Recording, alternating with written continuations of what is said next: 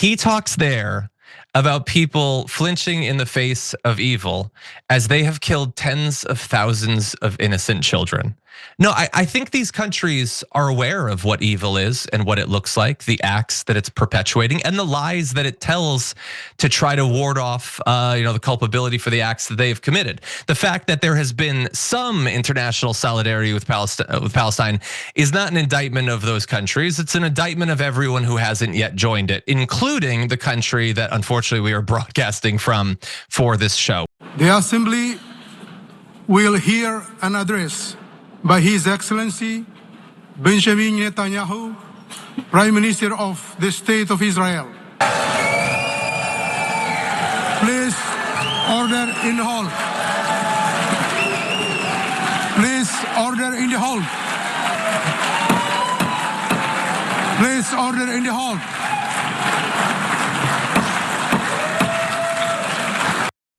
I honestly don't know what that guy's complaining about. There was order in the hall. They formed an orderly line as 100 diplomats representing over 50 countries walked on out of there. They weren't pushing, they weren't shoving. It wasn't a crowd. They were like, no, I'm not listening to this. Peace out. And then they filed out of the room. And so many in the assembly didn't end up hearing it because most were out. They weren't interested in hearing what Benjamin Netanyahu had to say. But some people in Gaza did hear it because the Israeli intelligence broadcasted into Gaza on loudspeakers placed along the border and even live streamed it to hacked cell phones so that Hamas or the hostages could listen to it. See, they can get a propaganda speech into Gaza. Food is just so much more difficult. I mean, who can figure that? How do you get food over a wall? It's too difficult. Everybody back off of them. But getting to the actual content of the speech, he did what I think most people were expecting he would do in an address like this, making clear that the war is not done anytime soon. Take a look. We're not done yet. The final elements, the final remnants of Hamas are holed up in Gaza City. They vow to repeat the atrocities of October 7th again and again and again, no matter how diminished their forces. That is why Israel must finish the job. That is why we want to do so as fast as possible. Yeah, I believe him in some of that they want to finish the job. I disagree about whether he'll correctly identify what that job is that he's trying to finish, but nobody's surprised that he's saying the war is going to continue. Of course the war is going to continue. It's going to continue as long as there's a man, woman, or child of Palestinian descent still alive in the world. As long as there's an inch of Gaza that isn't prepped to be bulldozed and turned into a resort, clearly the war is going to continue. He'd word it differently. He's got better PR consultants than I do.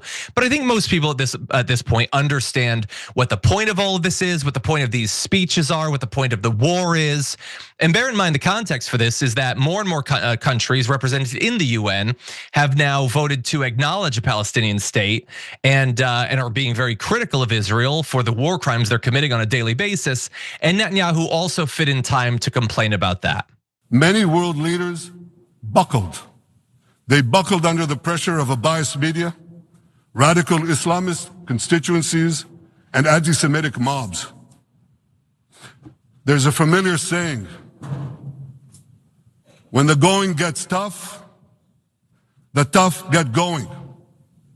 Well, for many countries here, when the going got tough, you caved as we fight the terrorists who murdered many of your citizens.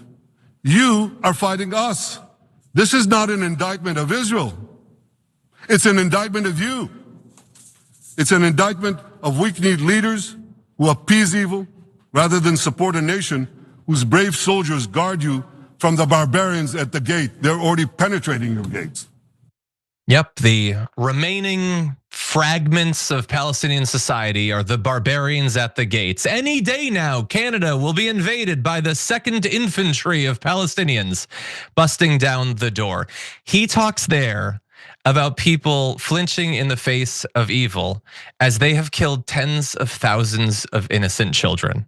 No, I think these countries are aware of what evil is and what it looks like, the acts that it's perpetuating, and the lies that it tells to try to ward off, the culpability for the acts that they have committed. The fact that there has been some international solidarity with Palestine is not an indictment of those countries. It's an indictment of everyone who hasn't yet joined it, including the country that unfortunately we are broadcasting from for this show. We have more, but I'm gonna jump to you, Ramesh. What do you make of this? Well, look, it's strikingly similar, right? Netanyahu's speech to Trump's, right? It's two countries that are now incredible that one of them is ours, that are isolating themselves from the rest of the world and endorsing, wholeheartedly. We're not just endorsing, we're funding and supporting it fully. We're the only reason it's continuing an insane genocide that it should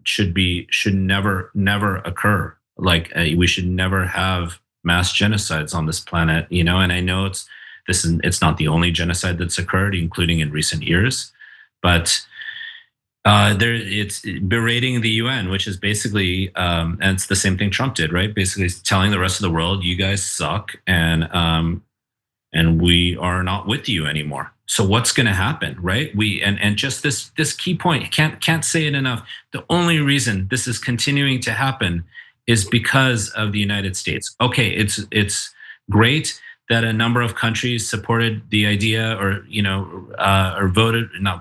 announced recognition of a Palestinian state.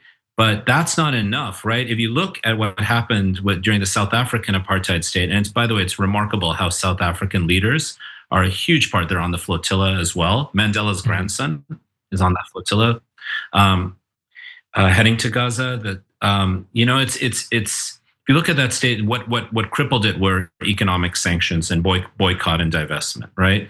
In this country, if we support or engage at all with boycott and divestment, we could be imprisoned. It would be considered illegal. It would be considered anti-Semitic, even though it has nothing to do with Judaism. In fact, many Jews, many of the people who support this are Jewish. This process. So I just want to say, this is the actions of the IDF are eerily similar to the actions of ICE. They're both paramilitaries that kidnap and murder people. Now we're seeing.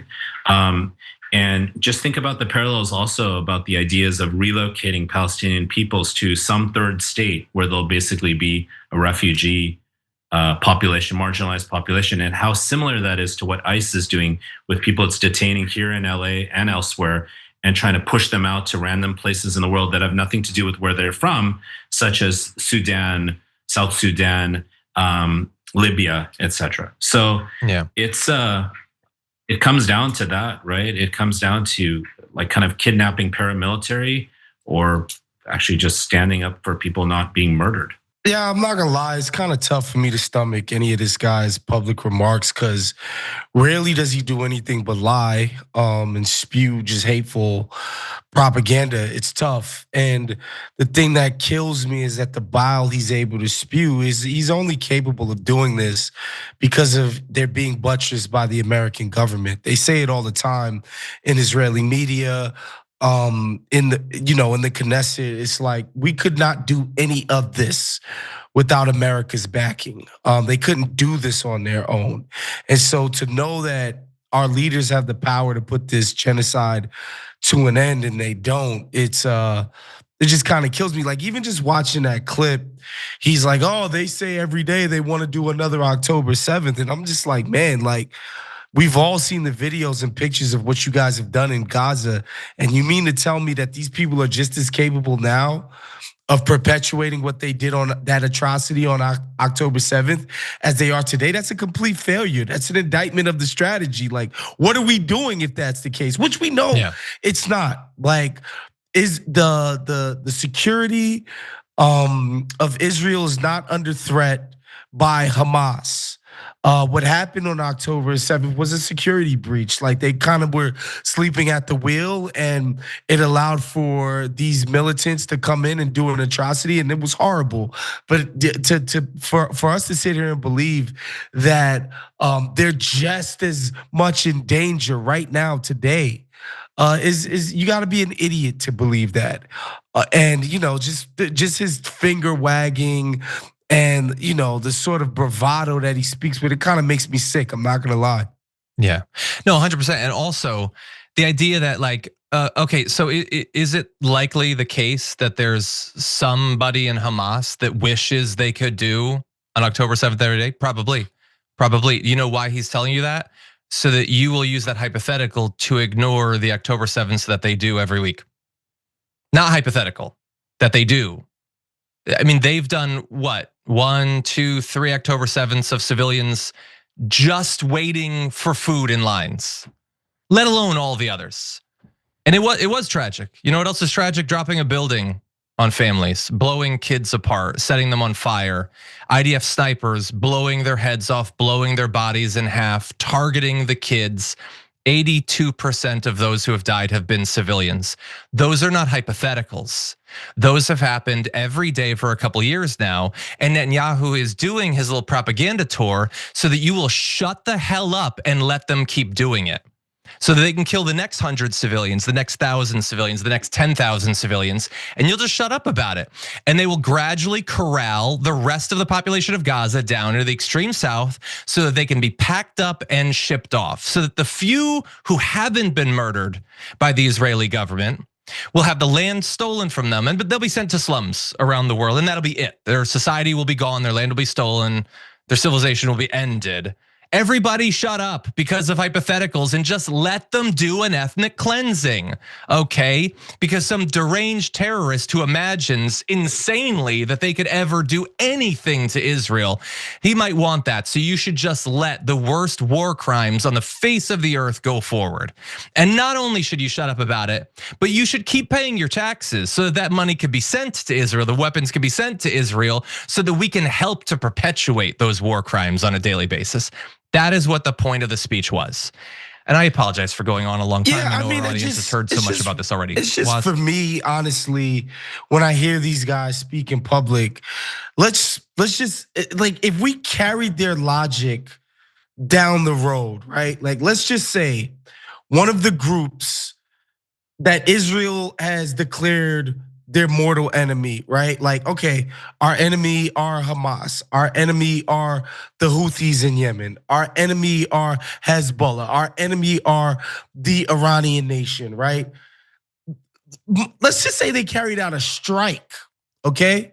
That killed hundreds of people, 82% of which were Israeli. The world over, US media, everybody would be like, this is a tragedy.